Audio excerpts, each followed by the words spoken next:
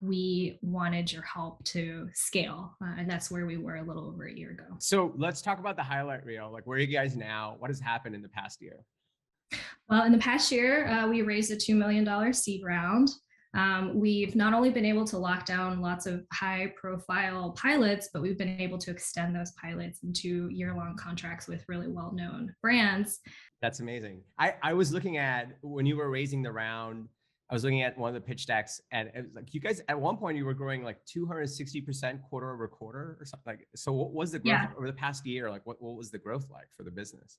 That was middle of the year last year, and we've pretty much kept up at least 100 times growth quarter over quarter. As you're working to grow your SaaS business, as you're building your go-to-market strategy, there are these two camps today. You can either be product-led growth, where you're using the product to generate leads and trials and trying to convert them, or you can do sales-driven growth, where you maybe have an outbound team or a full sales process, even with demand generation. These are two different camps, and when you're trying to figure out how you're gonna scale your SaaS business, it can be really tough to pick between the two. This is one of the challenges we deal with inside of my go-to-market program with founders all the time. This was particularly pronounced when we started working with Chen Zhang. Chen Zhang is the founder and CEO of Aquifer Motion.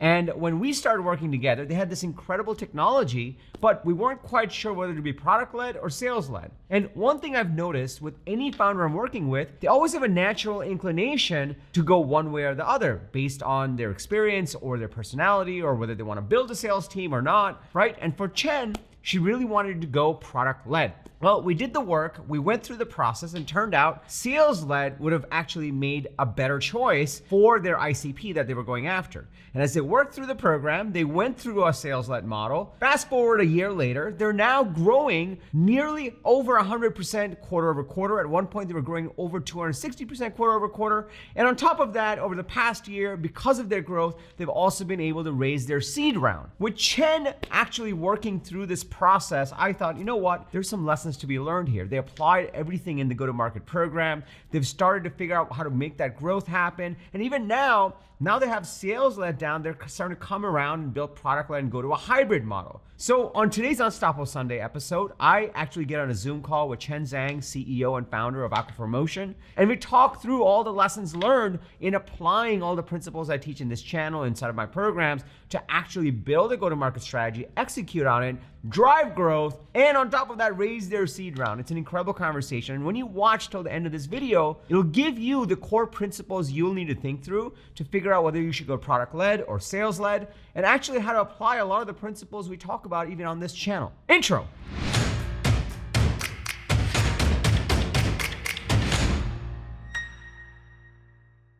What's up, everybody? Welcome to Unstoppable. I'm TK, and on this channel, I help SaaS founders like you grow your SaaS business faster with an unstoppable strategy. Now, if you are new to this channel, welcome.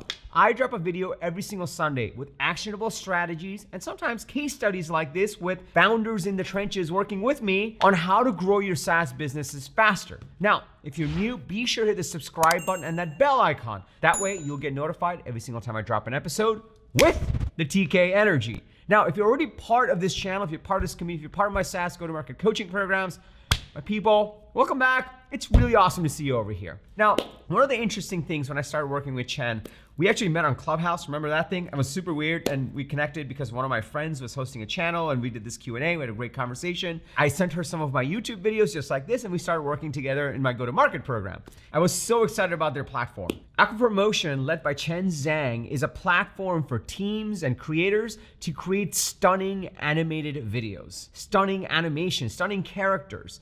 And as you can imagine, a platform like that makes it so easy to create these kind of animations, it can be used by creators like me all the way to massive brands that are trying to be relevant in a world of TikTok and the metaverse and all of the changes that are happening. And so one of the great things about technology like this is that you can apply it to a lot of different segments of the market. One of the toughest things about technology like this is you can have widely different ICPs. You can go after creators like me, or you can go after massive brands that already have a lot of assets but need to embrace animation. And so that's the strategic question Chen and I face. as we started working together in the go-to-market program. Obviously, fast forward to today, they have grown. At one point, they were growing over 200%. They've grown consistently over 100% quarter over quarter. They've raised the seed round, and now they're scaling. And I thought it would be really interesting to actually dig into exactly what she learned in her own words as she went through this process. Also, more importantly, I thought it would be really interesting to dig into, she went through a distribution model that wasn't natural to her. She was thinking PLG, she went sales-led, and she had massive success. And now she's coming back to PLG to really make it hybrid. So I thought it'd be really interesting for you to hear exactly how she went through that transformation and what she would say to you today, literally you a SaaS founder today, if you're trying to make that decision. So as you watch through this episode, we're gonna cover 3 key principles. Number 1, we're gonna talk about exactly how she went about crafting her go-to-market strategy and executing on it.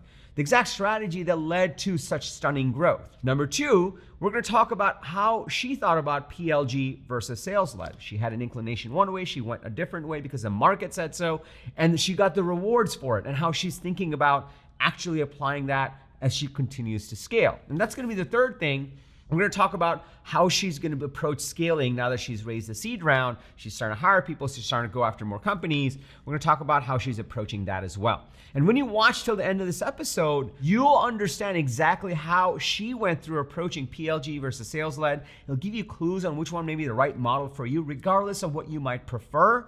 And you'll also see what happens when you actually apply all the principles I teach inside of my SaaS go-to-market program to actually scale your SaaS business. So if you're excited to dig in, go ahead and smash that like button for the YouTube algorithm, and let's dig into the interview with Chen Zhang, founder and CEO of Aquifer Motion.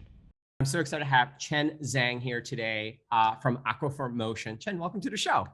Thanks, TK. It's so nice to be here. I'm excited about this conversation. All right, so we're gonna talk about 3 things. 1, we have to talk about how we met. Yeah. 2, we're gonna talk about the amazing work you're doing at Aquifer. And then 3, we'll talk about, the go-to-market program, and you've been part of it and any value you've gotten. So first of all, how we met. Do you want to tell the story, or should I tell the story, or can we co-tell the story? Yeah, I will tell my side of the story.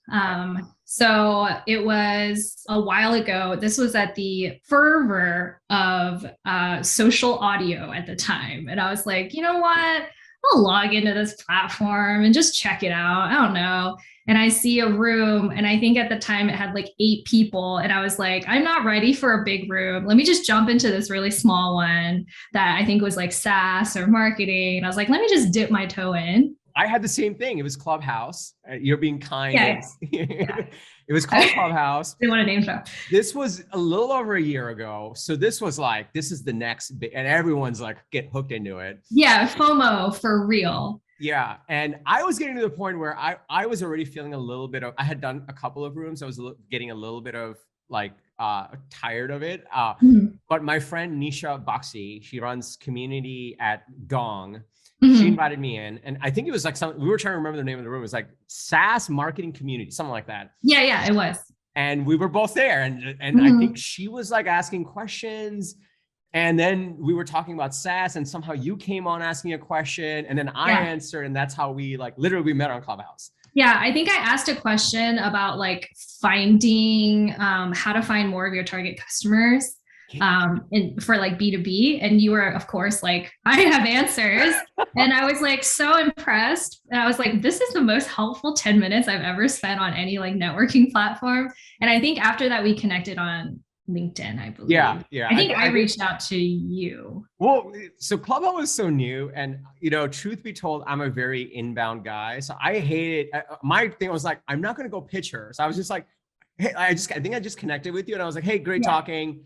Here's my YouTube channel, something like that. That's probably what I did. Yeah. So and then we reconnected. Yeah. And then I was literally like, can we talk? I need your help. Okay. So that's how we met. And here we are a little over a year later. And by the way, I did send, I think I told you, like I sent Nisha a bottle of wine when you joined the go-to-market program. I'm like, thank you for doing a Clubhouse room. This is we got to talk about Aquifer, because I've had the honor of watching you guys grow. Like it is kind of funny thinking back to that Clubhouse room where you're like, what is our ICP and how do we position this to where you guys are now? You've had an incredible year. So tell us what Aquifer does. What's your mission? What gets you jazzed up about it? And then we can double click from there. Yeah, definitely. Aquifer's mission is to allow anyone to create CG animated content without any skill. So unencumbered by skill set, unencumbered by technology or time or budget. We know that CG storytelling or animated or 3D storytelling is so incredibly impactful. And with the rise of the metaverse and with the rise of just, avatars as social identities for us, the idea of being able to create animated content is front and center for a lot of brands and companies, but the production of it is still very, very expensive, very cumbersome, very technical. So our mission is to put that into the hands of teams, so marketing teams, L&D teams, training teams, so they can make almost instant content that is super relevant for their audiences. That's awesome. My secret hope is that we get to a point where I'm no longer recording. I do love doing YouTube, but it's like the metaverse TK built animated that's doing the videos and it has like my knowledge. So hopefully we get there at some point using your platform. We'll get there for sure. I was going to say, when we met, our like hypothesis around ICP was very much brands that are in the media and entertainment space, right? It was like well-known characters, well-known avatars, like thinking specifically around like helping Netflix shows and other animated IP extend their presence to social. Because like social creation requires like rapid, high volume, and it just previously wasn't possible. So that was like what we were coming to the table with, and we had gotten some great early customers, and we were seeing some traction. And I think we wanted your help to scale, and that's where we were a little over a year ago. Yeah, I think that's right. So let's talk about the highlight reel. Like, where are you guys now? What has happened in the past year? Well, in the past year, we raised a $2 million seed round. We've not only been able to lock down lots of high profile pilots, but we've been able to extend those pilots into year-long contracts with really well-known brands. And we've released at this point probably like 3 different iterations of our platform to just continue to give people more storytelling capability. And we have massive growth plans for Q1 and Q2 of this year. That's amazing. I was looking at when you were raising the round, I was looking at one of the pitch decks, and it was like you guys at one point you were growing like 260% quarter over quarter or something. Like, so what was the growth over the past year? Like, what was the growth like for the business? The growth has been incredible. That was middle of the year last year, and we've pretty much kept up at least 100 times growth quarter over quarter. And a big part of that has been being able to launch pilots and then prove to those customers that we were providing fantastic value, and being able to extend those sometimes into higher monthly subscriptions and then grow them from pilots into year-long contracts. That's amazing. So I'm just incredibly proud of, it's always kind of a nervous moment when you sign a really, really prominent customer to a pilot. You're like, oh my gosh, I hope they get what they're expecting out of this. And I'm just so proud that all of those pilots have converted. I want to get into some of the tactics you've used to really enable this, so just so like the audience can know. I remember one of the first strategy sessions we did, we were looking at your ICP, and you, like a lot of founders, you're like, well, we have this one and then we have this one. Yeah. And I remember there was this moment where I'm like, I feel like you like this one, but you know that this one's better from a business. Like, tell us about that work you did for ICP, because that's key to your growth, right? Like, you focused on a right segment, like, but that was a tough, I remember that call, like, it's like a tough call. I'm like, oh, there's an emotional one and there's a business one. So let's talk about that, like the work shift that you made. Yeah. So it was like the big decision is, do we go for like smaller, like smaller teams that are, less like, or do we go for like big brands, who we know will have a need for Aquifer? And it just, at the time, it felt like, the splash we could make with these bigger brands, and just emotionally, I think like the ability to prove out our platform with bigger teams, bigger contract sizes, even though they were going to take longer to hunt down and get signed, it just felt like fundamentally that was like the right initial move for us. And so we doubled down on that. And that was a really tough conversation, because, earlier in Aquifer's growth been kind of like a credit card SaaS, like lower lower costs, but we realized like there was this big burning need among companies and enterprise sized companies that could use what we were offering, and that we're willing to pay, by the way, way more. And so that was the big shift, is like not being afraid to go after those bigger contracts. So we shifted our strategy to really like a B2B enterprise sales model, and like all the levers that come with that look totally different at the earliest stages. Really hands-on founder-led sales, lots and lots of calls, finally like hiring a sales team, hiring, a sales consultant to really hone down that process. And that's what drove a lot of our growth this past year. Yeah, I remember it was a shift for you guys. There are a lot of founders that struggle with this. A couple of things. One, there's just a segment of the market you just like more, maybe for your past life, or you want to help the little guy. There's a lot of reasons. Yeah. There's also like founders have a natural affinity to, oh, we want to be product led. We don't want to hire sales. Yeah. And you like embraced this, you leaned in. Granted, there was a transition. Yeah. Now that you're on the other side, for the other founders that are listening, tell us about looking back, the resistance you had around product led versus sales led, going up market versus the lower end of the market. What would you say to even you from a year ago? I think I would say it's such an intimate way to get to know your customer, and like you shouldn't be afraid of that becomes like such a powerful set of knowledge that you get so early on. The data that you get from sometimes like product led can be very limited. And when the numbers of customers are small, you're not necessarily getting that in-depth knowledge. Like when you're going after these bigger deals, sometimes you're having like 10, 15 calls with like every potential stakeholder in an organization. And you're going through, a procurement process. And so you're like really learning all the inner workings of like, here are all the potential ways that could help or hinder your sales process. Here's all the players in an organization of that size that could help or hinder your sales process or your process to get that deal closed, done, paid. So it was like, I wasn't necessarily afraid of it, but it did feel like it isn't necessarily what you like immediately think of when you're like, I'm developing a SaaS product, right? Most people are thinking of like product led, because that's kind of like the main example that we have out there.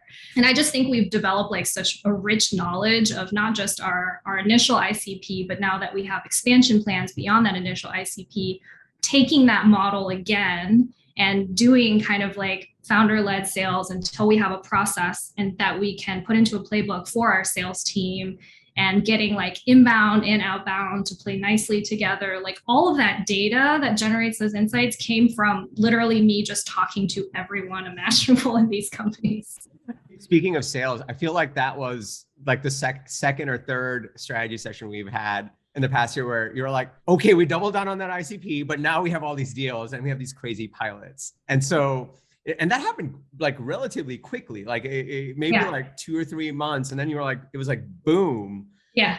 What was that like? You embraced it, and now you're in these deals and you're doing founder-led sales. Tell us about that. It was like, we got one, and then it was like, okay, can we replicate that one to a second one? And it's like, okay, can we replicate that second one to a third one? And so you just keep kind of like refining the process and refining the messaging. The big decision around bringing on salespeople was like, I finally felt like I had learned enough about what works, what doesn't work. And I started to understand the outlines of our deal size and the outlines of our, closing timeframes, that if I brought someone on, they could jump in head first and actually create like deals, right? Because the challenge, if I didn't know that information and I bring on salespeople, they're coming from sometimes like parallel industries, or they've never worked at a startup. Like there's always going to be this like learning time for them. And if I'm not armed with like facts, figures, and data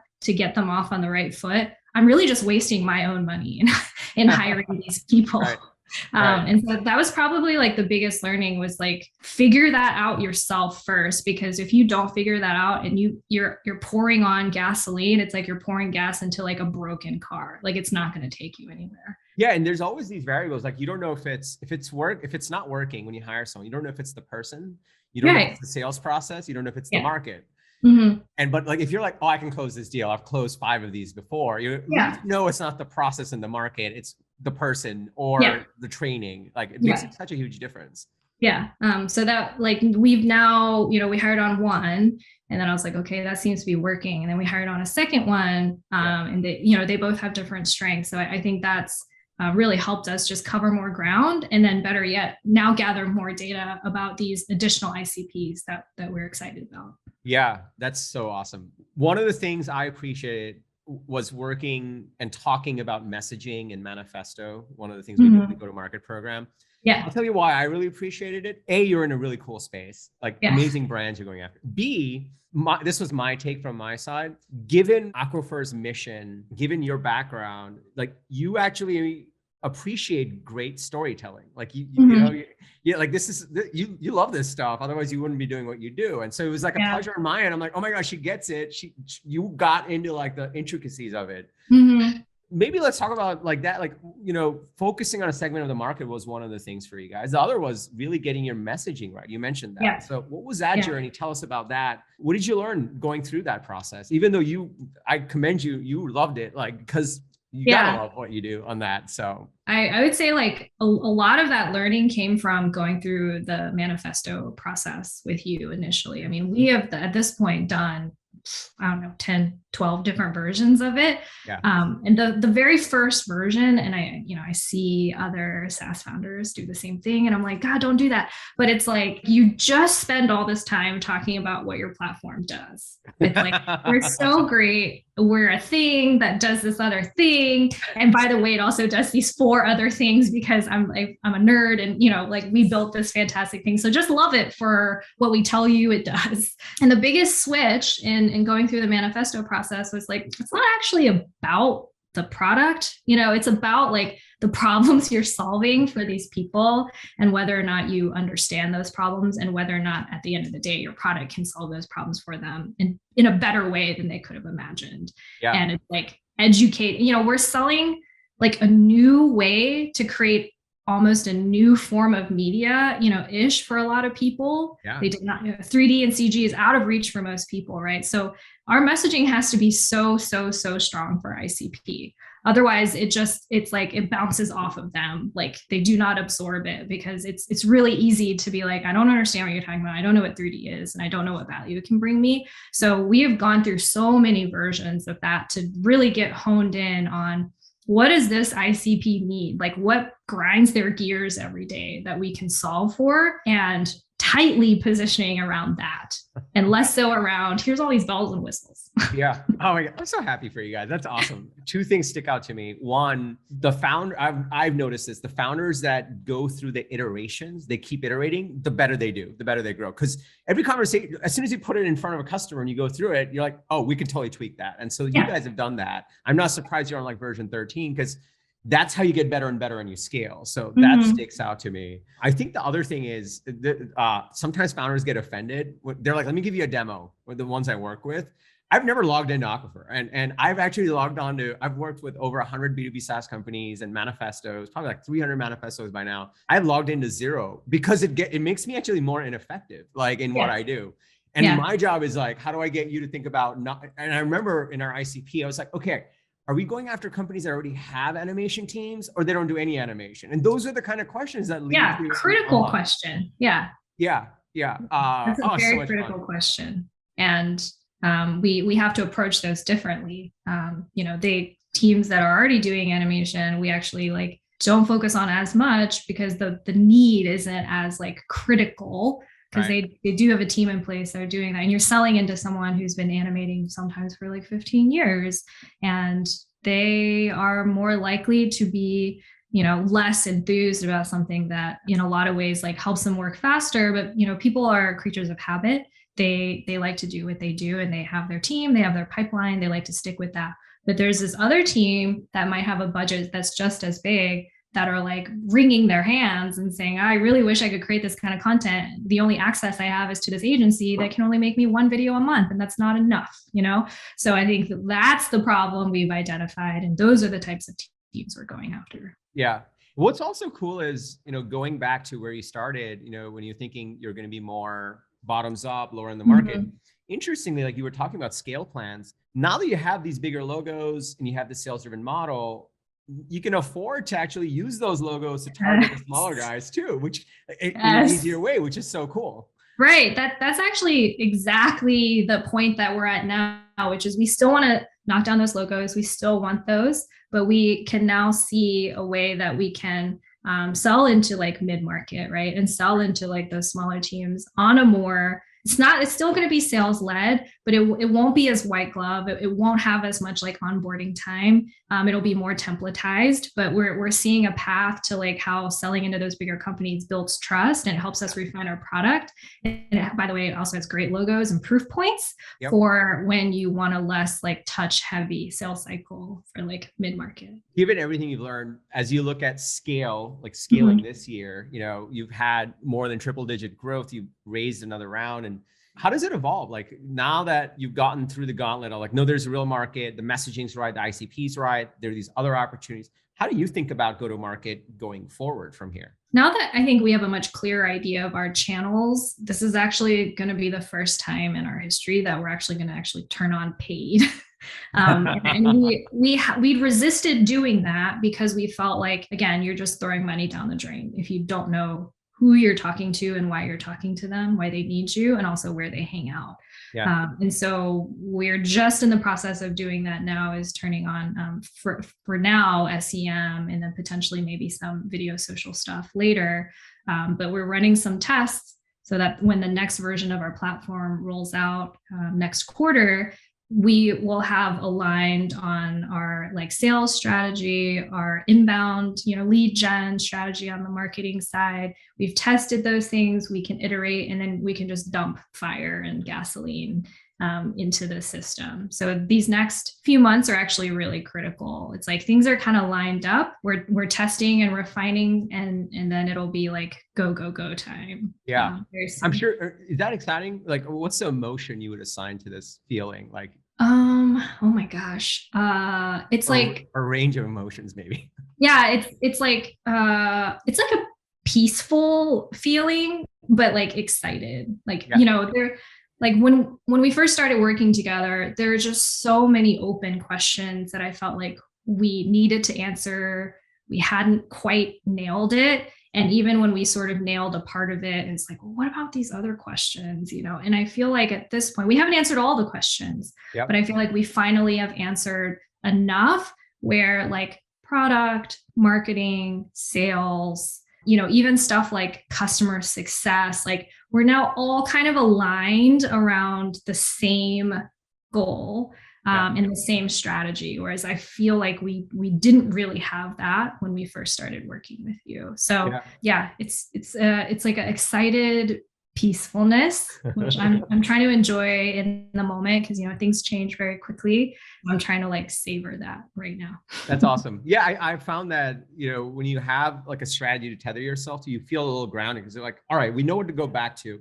Things always change, but you know what to go back to keep tweaking, and right, instead of being all untethered. So such an amazing story. Maybe we can start to round out on, you are a member of the go-to-market program. It's been nearly a year. It's coming up on a year. And what's the biggest value you've gotten out of it? Like, what was the thing that you loved the most from being part of the program and working with it? I think like the biggest thing was having like a framework to find that grounding.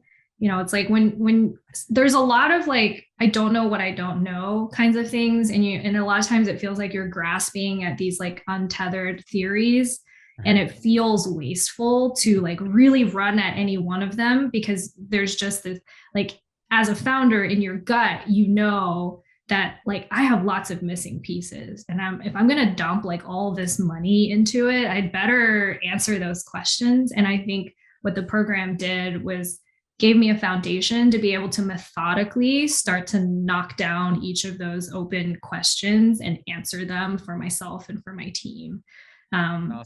And having that like plan was very like comforting to know that, okay, if I'm ever frazzled and feeling like, oh my gosh, I don't know, it's always like really nice to go back to like your lessons and like rewatch and just get like a grounding on like, okay, it seems like I can do this next. Or if not, if I'm like really frazzled, I can like call up TK and be like, what the heck? Like I'm like, I need some grounding right now, man. Can you just like answer this for me? So it's been like a really important source of structure for me, and I think that's been the biggest value. That's awesome. Well, and credit goes to you, because it's one thing to have the things available. It's another thing to work it. You know, I always get asked like, what makes the founder successful versus the ones that don't get as much success? And you've had tremendous success. One is, you know, you're very talented in what you do, amazing market, amazing product, but also you're just like, you know how to apply the knowledge. And you also know when you're like, hey, we got to talk. Like, this is what is this? And we had some of those and they're like, oh, got it. Like, and then we figure it out, like, which is really cool. Yeah. So it's been like also just nice to have the community of other founders, you know, like to like tap into as needed. But like I met you and I was like sold. But I think, you know, I'm just excited that we're connected, and I know we'll come to other, you know, like schisms or points of big decisions where I can like reach out to you in the network and get some answers that at least help me start to like chip away at all the possible options and be smart about decision making. Yeah. And this is, you know, just the beginning of the journey. Like there's so much ahead of you look ahead and build a company, and you're in a space. This is an incredible category, like of just automation, and more brands are going to embrace this. So it's really changed too, like conversations, like the industry shifts. And like the tones of how people understand what we do. It was so foreign when we first started. They're like, oh, you should just work with video game companies. I'm like, no, it's so much bigger than that. But we have never gotten that comment, you know, in the past like year. It's just totally shifted. So it's a really exciting time. Let's close on this. Like, as you look ahead, let's actually do two things. One is, what would you tell you from a year ago, if knowing everything you know now and the journey that you've had? Everything. Maybe around go-to-market or scaling, like, you know, like as a founder, that's like where you were a year ago. What's the one thing you would tell them? And then I'll close out on the last forward-looking question. Okay. So I think the main thing I would tell myself from a year ago is get out of being obsessed with product and product features, get into being obsessed with problems and problem solving. That would be my main thing, is like, you can build all day, but you have to make sure you're pointed at a big, hairy problem, because people honestly will accept products that are not A++ if you are on the way to solving a problem that they can't solve anywhere else. And that was like the biggest learning. And I would scream that at my past self now if I could. Oh, that is so good. Yeah, like we call it the one more feature trap. Like get out of the one more feature trap. And yeah totally. Oh, that's so good. And looking ahead, what are you most excited about? In the next year? Like there's so much, you're growing your team and going after the market. I'm just so excited about putting our platform into the hands of more teams and finally being able to like show, more outwardly what we do and like demonstrate the outcomes. We've been working in a lot of like kind of IP locked situations because we were going after those like big brands with like very precious IP. But with this expansion, we're going to be offering like templates that are more broadly available, are not IP locked. And I'm just like so excited to kind of show the world, like, look, this is what our platform is so powerful for and what it's capable of.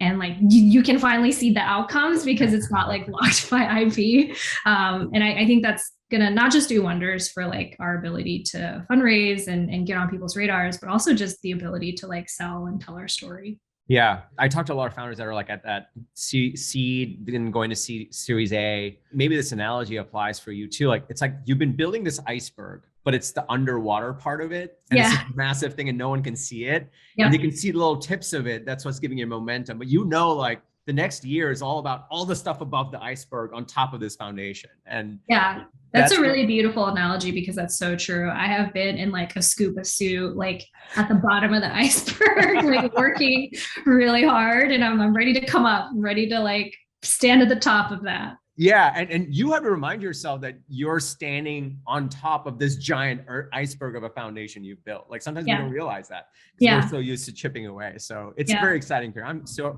excited for you, and congratulations on all the progress you've made. Like it's so awesome. Thank you. Yeah, thank you, and thank you so much for always like spending extra time with me, and like you're also really helpful when we were like raising and talking about that. So just really appreciate like your mentorship, and glad that we met on that random room one day.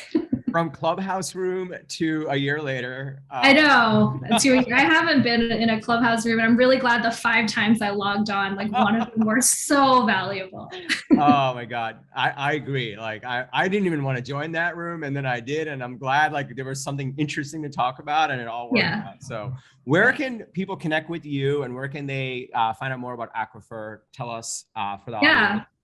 Of course, they can go to aquifermotion.com. If you don't know how to spell the word Aquifer, it's Aquifer, motion.com. And then we're Aquifer Motion on socials. And I'm Chen Yuwin on Twitter. So you can find me there. Awesome. And we will link to all the links in the show notes below. You can find out more about Aquifer and connect with Chen on Twitter. Thank you so much for doing this. This is so much fun. Yeah, this is really fun. Looking forward to seeing you in person tomorrow. I know. I'm so excited too. It's for the audience, we're doing our first Unstoppable CEO dinner. We have so many people in the program. It turns out you guys like to hang out with each other. So I'm like, cool, let's just throw a dinner in every major city we have CEOs in. So I'm excited. Yeah, I mean, I'm really looking forward to it. I mean, we're all going through the same struggle. So I feel like we should just talk about it over a nice cocktail, right? Yeah, exactly. All right. Well, thank you for doing this. I really appreciate it. Thanks, TK. All right, so if you're still watching this video, first of all, hopefully you got value. If you got value from this video, can I just get a yes in the comments below? Also, smash that like button for the YouTube algorithm. It really likes it when you do that. And now that you've gone through this video and you've heard directly from Chen as we were talking about exactly how she scaled her company, now you know exactly the principles you need to think about as you're picking between PLG and sales driven. But you may not know how to craft your overall go-to-market strategy for your SaaS business. This is exactly why I created my SaaS go-to-market coaching program. Inside of this program, I work with you to actually help you craft your strategy. We get on coaching calls. I give you the exact framework to follow so we can figure out some of these tough questions. At the end of the day, even if you raise $2 to $5 million, you still don't have enough capital, or you're not able to recruit a great VP of marketing or a CMO, and you're stuck in a room doing founder-led sales and marketing, and you're trying to figure out what's our strategy? And this is exactly, I was there as a founder, and this is exactly why I created this SaaS go-to-market coaching program. We have a whole bunch of case studies with cases just like Chen, where they drew triple digits, raised follow-on rounds, and we're enrolling more founders into this program so that we can work together. So if you're interested in that and you actually want to craft a scalable go-to-market machine and execute on it to grow your SaaS business and accelerate your path to the next stage of growth, go ahead and go to tkkader.com/GTM. tkkader.com/GTM. I'll also link to it below. On that page, you'll get all the details about my SaaS go-to-market coaching program. And in there, you can fill out a small form and a survey to actually apply to join. The better the fit, the better the results. So the way it works is that you'll fill out a little survey, and then based on that, we'll get on a call. We'll actually talk through where you are, and if we can help, then we'll get you going. Super simple. Just go to tkkader.com/GTM. Also, if you got value from this video, please smash that like button. If you have a fellow founder, a team member, part of a WhatsApp group or Slack group, you feel that the founders in that group would get value from this video, please share it with them. It'll mean the world to us. My team and I put a lot of love into these videos. I also drop an episode like this every single Sunday. Sometimes I go into actual principles and teach you those principles, and sometimes I do case studies like this just to show you what happens when you follow the principles. And so be sure to hit the subscribe button and that bell icon if you haven't already. That way you'll get notified. And lastly, remember, everyone needs a strategy for their life and their business. When you are with us, yours is going to be unstoppable. I'm TK, and I'll see you in the next episode.